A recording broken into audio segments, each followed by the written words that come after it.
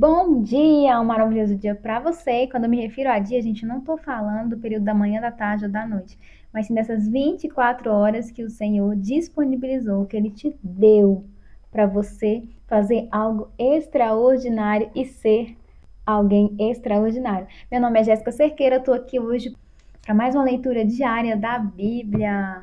Se você chegou aqui agora, seja muito bem-vindo, e se você já está aqui comigo, seja muito bem-vindo também. Hoje nós vamos ler o 18º dia. Vamos ler a palavra do Senhor, mas vamos começar com uma oração. Porque no vídeo anterior eu me esqueci de orar, gente, me perdoe. Eu considero muito importante a gente começar a ler a Bíblia com um período de oração, porque isso nos aproxima um pouco mais do Senhor, tá? Pai querido, Pai amado, eu te agradeço, Senhor, por mais um dia aqui, lendo a tua palavra, Senhor. Isso tem servido, Senhor, de grande valia para mim, tem edificado muito a minha vida. E eu espero, Senhor, que essa pessoa que está ouvindo também seja edificada cada dia mais. Abençoe o seu lar, abençoe a sua casa, traga a ela paz, conforto, tranquilidade. E mostre a ela, Senhor, o quanto ela é amada. Porque se ela está assistindo esse vídeo, eu posso garantir que o Senhor tem mostrado a ela o quanto ela é amada por ti. Pai querido, Pai amado, abençoe essa leitura de hoje. Possamos ser edificados de uma maneira grandiosa. Em nome do teu Filho amado, Jesus. Amém. E a leitura de hoje é Gênesis capítulo 37 ao capítulo 38, versículo 30. Vamos começar uma história muito maravilhosa, que é a história de José. E Jacó habitou na terra das peregrinações de seu pai, na terra de Canaã. E estas são as gerações de Jacó. Sendo José de 17 anos, apacentava as ovelhas com seus irmãos. E estava este jovem com os filhos de Bila e com os filhos de Zilpa, mulheres de seu pai. E José trazia uma má fama deles a seu pai. E Israel amava José mais do que a todos os seus filhos, porque era o filho da sua velhice. E fez-lhe uma túnica de várias cores. Vendo, pois, seus irmãos que seu pai o amava mais do que a todos os seus irmãos, aborreceram-no e não podia falar com ele pacificamente. Sonhou também José um sonho que contou a seus irmãos. Por isso, o aborreciam ainda mais. E disse-lhes: Ouve, peço-vos, este sonho que tenho sonhado. Eis que estávamos atando molhos no meio do campo, e eis que o meu molho se levantava e também ficava em pé. E eis que os vossos molhos se rodeavam e se inclinavam ao meu molho. Então lhe disseram seus irmãos: Tu, pois, deveras reinar sobre nós? Tu deveras terás domínio sobre nós? Por isso, tanto mais o aborreciam por seus sonhos e por suas palavras. E sonhou ainda outro sonho, e contou a seus irmãos e disse: Eis que ainda sonhei um sonho, e eis que o sol e a lua e 11 estrelas se inclinavam a mim. E contando-o a seu pai e a seus irmãos, repreendeu o seu pai e disse-lhe: Que sonho é este que sonhaste? Porventura viremos eu e tua mãe e teus irmãos a inclinar-nos perante ti em terra? Seus irmãos, pois, o invejavam. Seu pai, porém, guardava este negócio no seu coração. Disse, pois, Israel a José: Não apacentam os teus irmãos juntos de Siquém? Vem e enviar-te-ei a eles. E ele lhe disse: Eis-me aqui. E ele lhe disse: Ora, vai e vê como estão teus irmãos e como está o rebanho, e traze-me resposta. Assim o enviou do vale de Hebrom, e José veio a Siquém. E achou um varão, porque ele andava errado pelo campo. E perguntou-lhe o varão, dizendo: Que procuras? E ele disse: Procuro meus irmãos. Dize-me, peço-te, onde eles apacentam. E disse aquele varão: Foram-se daqui, porque ouvi-lhes dizer: Vamos a Dotã. José, pois, seguiu seus irmãos e achou-os em Dotã. E viram-no de longe, e antes que chegassem a eles, conspiraram contra ele para o matarem. Disseram uns aos outros: Eis, lá vem o sonhador mor. Vinde, pois, agora e matemo-lo, e lancemo-no numa destas covas e diremos: Uma besta fera o comeu, e veremos que será dos seus sonhos. E ouvindo Ruben, livrou-o das suas mãos e disse: Não lhe tiremos a vida. Também lhe disse Ruben: Não derrameis sangue, lançai-o nesta cova que está no deserto, e não lanceis mão nele, para livrá-lo das suas mãos e para torná-lo a seu pai. E aconteceu que, chegando José a seus irmãos, tiraram José a sua túnica, a túnica de várias cores que trazia, e tomaram-no e lançaram-no na cova. Porém, a cova estava vazia, e não havia água nela. Depois se assentaram a comer pão, e levantaram os olhos e olharam, e eis que uma companhia de ismaelitas vinham de Gileade, e seus camelos traziam especiarias e bálsamos e mirra, e iam levar isso ao Egito. Então Judá disse a seus irmãos: Que proveito haverá em que matemos a nosso irmão e escondamos a sua morte? Vinde e vendamo-lo a estes ismaelitas, e não seja nossa mão sobre ele, porque ele é o nosso irmão, nossa carne. E seus irmãos obedeceram.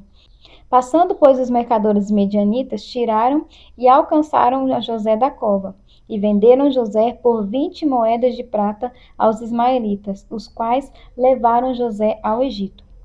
Tornando, pois, Rúben à cova, eis que José não estava na cova. Então rasgou as suas vestes, e tornou a seus irmãos e disse: O moço não aparece, e eu aonde irei? Então tomaram a túnica de José, e mataram um cabrito, e tingiram a túnica de sangue. E enviaram a túnica de várias cores, e fizeram levá-la ao seu pai, e disseram: Temos achado essa túnica. Conhece agora se essa será ou não a túnica de teu filho. E conheceu-a, e disse: É a túnica de meu filho. Uma besta fera o comeu. Certamente foi despedaçado José. Então Jacó rasgou as suas vestes e pôs um pano de saco sobre os seus lombos e lamentou a seu filho muitos dias. E levantaram-se todos os seus filhos e todas as suas filhas para o consolarem. Recusou, porém, ser consolado e disse: Na verdade, com choro hei de descer ao meu filho até a sepultura. E assim chorou o seu pai. E os medianitas venderam no Egito a Potifar, eunuco de Faraó, capitão da guarda. Judá e Tamar, capítulo 38. E aconteceu no mesmo tempo que Judá desceu de entre seus irmãos e entrou na casa de um varão, Adulão, cujo nome era Ira. E viu Judá ali a filha de um varão cananeu, cujo nome era Sua. E tomou-a e entrou a ela. E ela concebeu e teve filhos, e o chamou seu nome E tornou a conceber e teve um filho, e chamou seu nome Onã. E continuou ainda e teve um filho, e chamou seu nome Selá. E ele estava em Quezibe quando ela o teve. Judá, pois, tomou uma mulher para o seu primogênito, e o seu nome era Tamar. Porém, o primogênito de Judá, era mau aos olhos do Senhor, pelo que o Senhor o matou. Então disse Judá a Onã: Entra a mulher do teu irmão, e casa-te com ela, e suscita semente a teu irmão. Onã, porém, soube que essa semente não havia de ser para ele. E aconteceu que, quando entrava a mulher de seu irmão, derramava-a na terra, para não dar sementes a seu irmão. E o que fazia era mau aos olhos do Senhor, pelo que também o matou. Então disse Judá a Tamar, sua nora: Fica-te viúva na casa de teu pai, até que Selá meu filho seja grande. Porquanto disse: Para que porventura não morra também este como seus irmãos. Assim foi-se Tamar e ficou-se na casa de seu pai. Passando-se, pois, muitos dias, morreu a filha de Sua, mulher de Judá. E depois se consolou Judá e subiu aos tosqueadores das suas ovelhas em Tímina, ele e Irá, seu amigo, o Adulamita. E deram aviso a Tamar, dizendo: Eis que teu sogro sobe a Tímina a tosquear as suas ovelhas. Então ela tirou de sobre si as vestes da sua viuvez e cobriu-se com o véu. E disfarçou-se e assentou-se à entrada das duas fontes que estão no caminho de Tímina, porque via que Selá já era grande. E ela lhe não fora dada por mulher. E vendo-a Judá, teve-a por uma prostituta, porque ela havia coberto seu rosto. E dirigiu-se para ela no caminho e disse: Vem, peço-te, deixa-me entrar a ti, porquanto não sabia que era sua nora. E ela disse: Que darás para que entres a mim? E ele disse: Eu te enviarei um cabrito do rebanho. E ela disse: Dás-me penhor até que o envies? Então ele disse: Que penhor é que te darei? E ela disse: o teu selo, e o teu lenço, e o teu cajado que está em tua mão. O que ele lhe deu, e entrou a ela, e ela concebeu dele. E ela levantou-se e foi-se, e tirou de sobre si o véu, e vestiu as vestes da sua viuvez. E Judá enviou o cabrito por mão do seu amigo, o Adulamita, para tomar o penhor da mão da mulher. Porém, não a achou. E perguntou aos homens daquele lugar, dizendo: onde está a prostituta que estava no caminho junto às duas fontes? E disseram: aqui não esteve prostituta alguma. E voltou a Judá e disse: não a achei. E também disseram os homens daquele lugar: aqui não esteve prostituta. Então disse Judá: tome-o ela, para que porventura não venhamos a cair em desprezo. Eis que tem enviado este cabrito, mas tu não a achaste. E aconteceu que quase 3 meses depois, deram aviso a Judá, dizendo: Tamar, tua nora, adulterou, e eis que está pejada do adultério. Então disse Judá: tirai-a fora, para que seja queimada. Tirando-a fora, ela mandou dizer ao seu sogro: do varão de quem são essas coisas eu concebi. E ela disse mais: conhece, peço-te, de quem é este selo, e estes lenços, e este cajado. E conheceu Judá e disse: mais justa é ela do que eu, porquanto não a tenho dado a selar meu filho. E nunca mais a conheceu. E aconteceu ao tempo de dar à luz, que havia gêmeos em seu ventre. E aconteceu, dando à luz, que um pôs fora a mão, e a parteira tomou-a e atou em suas mãos um fio roxo, dizendo: este saiu primeiro. Mas aconteceu que, tornando ele a recolher a sua mão, eis que saiu o seu irmão. E ela disse: como tens tu rompido? Sobre ti é a rotura. E chamaram o seu nome Pérez. E depois saiu seu irmão, cuja mão estava o fio roxo, e chamaram o seu nome Zerá. Estudo de hoje. O ciúme seria capaz de fazer você ficar com vontade de matar alguém? Antes de dizer, claro que não, veja o que aconteceu nessa história. 10 homens estavam dispostos a matar seu irmão mais novo por causa de uma túnica e de alguns sonhos relatados por este. Eles estavam furiosos por causa de seu orgulho e inveja que sentia do favoritismo do pai deles. O ciúme profundo que sentiam havia se transformado em pura raiva, cegando-os para o que era certo. O ciúme pode ser difícil de reconhecer, porém, nossos motivos para tê-lo parecem justificados. Mas, se não for analisado, o ciúme não vai parar de crescer. E quanto mais tempo esse sentimento apodrecer, mais difícil será de removê-lo. Quando o ciúme chega ao ponto em que devem ser tomadas medidas drásticas para removê-lo, o que acontece em vez disso é que o pecado pode sentir-se mais tranquilo e justificável. Assim, para evitar isso, trate os primeiros sinais do ciúme. Quando você perceber que está comparando o reconhecimento, os prêmios e as conquistas dos outros com os seus, ou quando você deseja que eles falhem. O ciúme é uma emoção difícil de controlar. Desse modo, em vez de insistir na fonte de seu ciúme, passe um tempo refletindo sobre o poder perfeito do Pai, em seu amor e em sua bondade.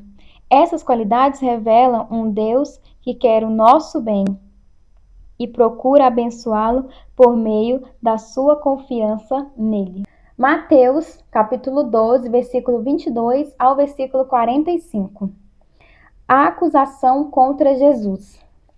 Depois disso, levaram-lhe um endemoniado que era cego e mudo, e Jesus o curou, de modo que ele pôde falar e ver.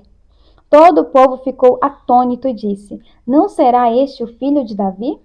Mas, quando os fariseus ouviram isso, disseram: é somente por Beelzebu, o príncipe dos demônios, que ele expulsa os demônios. Jesus, conhecendo os seus pensamentos, disse-lhes: todo reino dividido contra si mesmo será arruinado, e toda cidade ou casa dividida contra si mesma não subsistirá. Se Satanás expulsa Satanás, está dividindo contra si mesmo. Como então subsistiria seu reino? E se eu expulso demônios por Beelzebu, por quem os expulsam os filhos de vocês? Por isso, eles mesmos serão juízes sobre vocês. Mas se é pelo Espírito de Deus que eu expulso os demônios, então chegou a vocês o reino de Deus. Ou como alguém pode entrar na casa de um homem forte e levar os seus bens sem antes amarrá-lo? Só então poderá roubar a casa dele. Aquele que não está comigo está contra mim, e aquele que comigo não ajunta, espalha. Por esse motivo eu lhes digo: todo pecado e blasfêmia serão perdoados aos homens, mas a blasfêmia contra o Espírito não será perdoada. Todo aquele que disser uma palavra contra o Filho do Homem será perdoado, mas quem falar contra o Espírito Santo não será perdoado. Nem esta era, nem na que há de vir. Nem nesta era, nem na que há de vir. Considerem: uma árvore boa dá frutos bons, e uma árvore ruim dá frutos ruins, pois uma árvore é conhecida por seus frutos. Só um parêntese, gente, é por isso que eu falo sobre semear boas sementes, porque tem sementes de todas as qualidades, e se a gente escolhe as sementes boas para semearmos, os frutos também serão frutos bons. E nada mais do que uma ótima semente, como a palavra do Senhor, entrando cada dia mais no nosso coração. Versículo 34. Raça de víboras, como podem vocês que são maus dizer coisas boas? Pois a boca fala do que está cheio o coração. O homem bom do seu bom tesouro tira coisas boas, e o homem mau do seu mau tesouro tira coisas más. Mas eu lhes digo que no dia do juízo, os homens haverão de dar conta de toda palavra inútil que tiverem falado, pois por suas palavras vocês serão absolvidos, e por suas palavras serão condenados. O sinal de Jonas. Então, alguns dos fariseus e mestres da lei lhe disseram: Mestre, queremos ver um sinal milagroso feito por ti. E ele respondeu: Uma geração perversa e adúltera pede um sinal milagroso? Mas nenhum sinal lhe será dado, exceto o sinal do profeta Jonas. Pois assim como Jonas esteve 3 dias e 3 noites no ventre de um grande peixe, assim o Filho do Homem ficará 3 dias e 3 noites no coração da terra. Os homens de Nínive se levantarão no juízo com essa geração e a condenarão, pois eles se arrependeram com a pregação de Jonas. E agora está aqui o que é maior do que Jonas. A rainha do sul se levantará no juízo com esta geração e a condenará, pois ela veio dos confins da terra para ouvir a sabedoria de Salomão. E agora está aqui o que é maior do que Salomão. Quando um espírito imundo sai de um homem, passa por lugares áridos procurando descanso. Como não o encontra, diz: Voltarei para a casa de onde saí. Chegando, encontra a casa desocupada, varrida e em ordem. Então vai e traz consigo outros 7 espíritos piores do que ele. E entrando, passam a viver ali. E o estado final daquele homem torna-se pior do que o primeiro. Assim acontecerá a esta geração perversa. Estudo de hoje, Mateus, capítulo 12, versículo 38 a 40. Os fariseus pediram outro sinal milagroso, mas não porque estavam sinceramente buscando conhecer Jesus. Eles já haviam visto o suficiente para convencerem-se de que ele era o Messias, mas recusavam-se a abrir o coração. Eles já estavam decididos a não acreditar em Jesus, e mais milagres não mudaria isso. Muitas pessoas disseram: se eu simplesmente presenciasse um verdadeiro milagre, então poderia de fato acreditar em Deus. Mas a resposta de Jesus aos fariseus aplica-se a nós. Temos uma abundância de evidência: o nascimento de Jesus, sua morte, ressurreição e os séculos de sua obra na vida dos cristãos ao redor do mundo. Por isso, em vez de procurar por mais evidências e milagres, confie no que Deus já fez e siga em frente. Ele pode usar a sua vida como evidência para alcançar outra pessoa. Orando Salmos. Ore o Salmo 16 com o pensamento nas qualidades divinas e no que cada uma delas representa em sua vida. Alegre-se pelas bênçãos da presença de Deus em sua vida.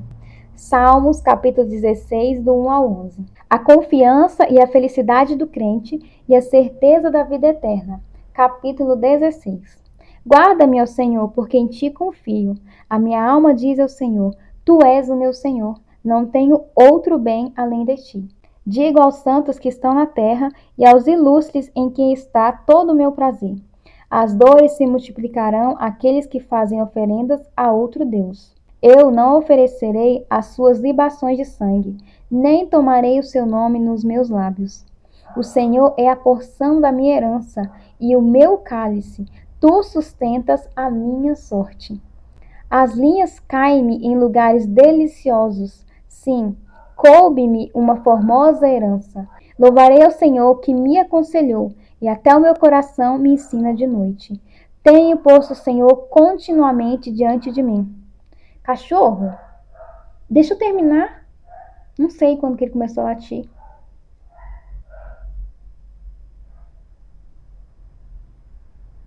Parece que agora ele parou. Guarda-me, ó Senhor, porque em ti confio. A minha alma disse ao Senhor: Tu és o meu Senhor. Não tenho outro bem além de ti. Digo aos santos que estão na terra e aos ilustres em quem está todo o meu prazer. As dores se multiplicarão àqueles que fazem oferendas a outro Deus. Eu não oferecerei as suas libações de sangue, nem tomarei o seu nome nos meus lábios. O Senhor é a porção da minha herança e o meu cálice. Tu sustentas a minha sorte. As linhas caem-me em lugares deliciosos. Sim, coube-me uma formosa herança. Louvarei o Senhor que me aconselhou. Até meu coração me ensina de noite. Tenho posto o Senhor continuamente diante de mim. Por isso que ele está à minha mão direita e nunca vacilarei. Portanto, está alegre o meu coração e se regozija a minha glória. Também a minha carne repousará segura, pois não deixarás a minha alma no inferno, nem permitirás que o teu santo veja corrupção. Far-me-ás ver a vereda da justiça, na tua presença há abundância de alegria, e a tua mão direita há delícias perpetuamente. Provérbios, capítulo 3, versículo 27 ao 32. Quanto lhe for possível, não deixe de fazer o bem a quem dele precisa. Não diga ao seu próximo: volte amanhã e lhe darei algo, se pode ajudá-lo hoje. Não planeje o mal contra o seu próximo, que confiantemente mora perto de você. Não acuse alguém sem motivo, se ele não lhe fez nenhum mal. Não tenha inveja de quem é violento, nem adote nenhum dos seus procedimentos. Pois o Senhor detesta o perverso, mas o justo é o seu grande amigo. E esta foi mais uma leitura diária da palavra do Senhor. Espero que você tenha acompanhado até aqui. Se você acompanhou até aqui, escreve um comentário aí. Eu fui até o final. Um versículo que chamou a tua atenção hoje, algum momento. Pode ser com as suas próprias palavras, tá bom? Que o Senhor abençoe a sua vida e espero você aqui amanhã. Um grande abraço.